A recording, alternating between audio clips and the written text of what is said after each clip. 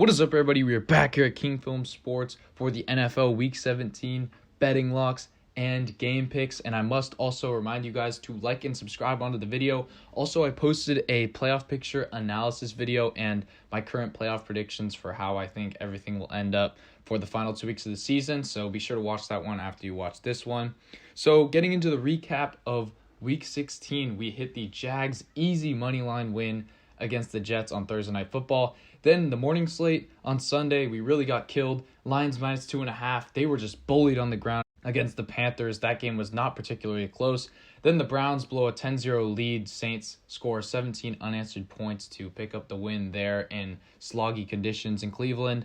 Then Washington versus the Niners went over by a mile there. A pretty high-scoring game, fueled by some turnovers forced by that San Francisco defense. And then we barely won on the Cowboys -5. That was a very lucky hit. They had a late 3rd down and 30, down 7 points in the fourth quarter, somehow tied up the game, and then got the 6-point victory. Then Raiders versus the Steelers. Thought the Raiders should have won that game. Derek Carr made some poor decisions down the stretch, and we ended up losing that there. Then Rams versus Broncos. The Rams stomped all over this Broncos team, got Nathaniel Hackett fired, put up 51 points there. And then the Chargers dominate the Colts on Monday Night Football, and we get the win there, -3.5. So overall in the week, plus 2.2 units, pretty successful there. And on the season, we are now 19.6 units up. As for the game picks, still at 67% at 159 and 79. So now we get into the full slate of games here in Week 17. For the Thursday night game, we actually have a pretty exciting one between the 11-4 Cowboys, who are still alive for the NFC East crown, versus the crumbling Titans, who have lost 5 straight. Give me the Titans here. I know it looks very ugly, but they are getting 10 at home in a primetime spot. They're going to bounce back at some point. At the very least, I think they give us an impassioned performance, and I think that Malik Willis plays a lot better than he did last week.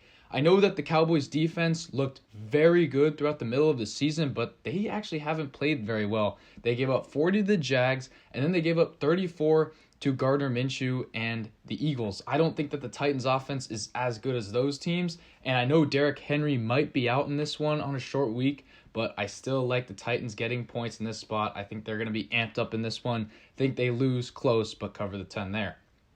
Next, we get into a similar play. Broncos at the Chiefs. Give me this Broncos team plus 14. I just think this is too many points. There's a phenomena in the NFL where a team's head coach gets fired and then they play very well and inspired football under the interim head coach. I know that the new interim head coach was only managing the clock, but I do think that Denver will play hard here because this is really their last big game against a Chiefs team that they haven't beaten since 2015. And remember that they were down 27-0 to this Chiefs team and fought all the way back to only lose by 6 last time. So I think that they play a lot better since they got embarrassed on Christmas Day against the Rams. And I think that 14 is just too many points. There's so many ways they can cover the spread. Give me Denver there in Kansas City.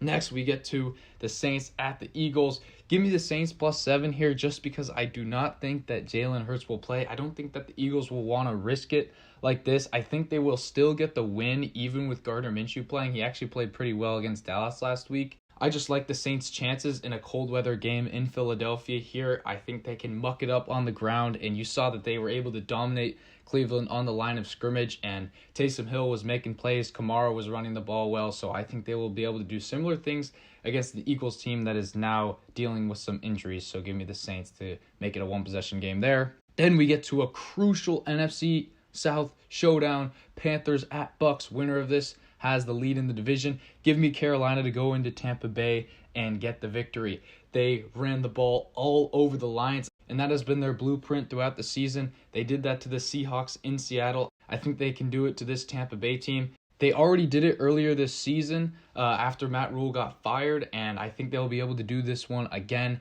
This Bucks team is just so bad. They should have lost to that Cardinals team if it were not for a late fumble in that one. So I just think that it's going to be a low-scoring game. I think that Darnold will not make many mistakes against this bad Bucks defense. So give me the Panthers to get the upset at plus 140 there.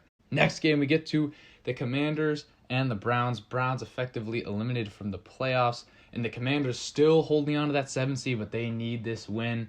It's looking like Carson Wentz is going to start for them, but I think that he will be able to get the victory in this one. I just do not believe in Deshaun Watson and this Browns team after they choked that one against the Saints.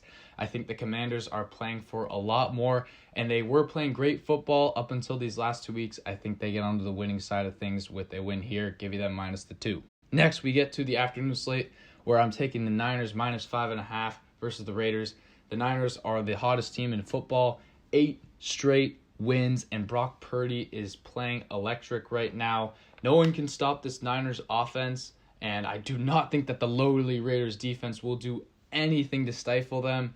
And then as for Derek Carr, I mean, he's making ill-advised throws against mediocre defenses. I don't know how he's going to fare against this San Francisco team. The Raiders, tough loss against the Steelers last week. Their playoff percentages are so slim that I just do not think they're going to have the fight to hang in with the Niners in this one. Give me the Niners to win in a blowout there. Then we get to the Sunday night game, which has big playoff ramifications. Steelers at Ravens, big AFC North rivalry matchup. Give me the Steelers plus the 3 points here. I do think that the Ravens win this one, so I'm kind of threading the needle here. But if you have watched these games over the years, these games always come down to the wire and are settled by just a couple of points. For instance, the Ravens won by 2 points in Pittsburgh this year. I think it's going to be something similar to that. I also think that the Steelers do have a legitimate chance of winning. I do not think that Lamar plays in this one. I think they're aiming for him to play in Week 18 versus the Bengals. And I think that Tyler Huntley has played fine, but the Steelers defense came to play last week against the Raiders. I don't think that the Ravens are going to get to the 20-point mark. And I think that Kenny Pickett has been playing well down the stretch of games. I think that he will play some clutch football here, and the Steelers will be able to hang in this one. Give me them plus the 3 there.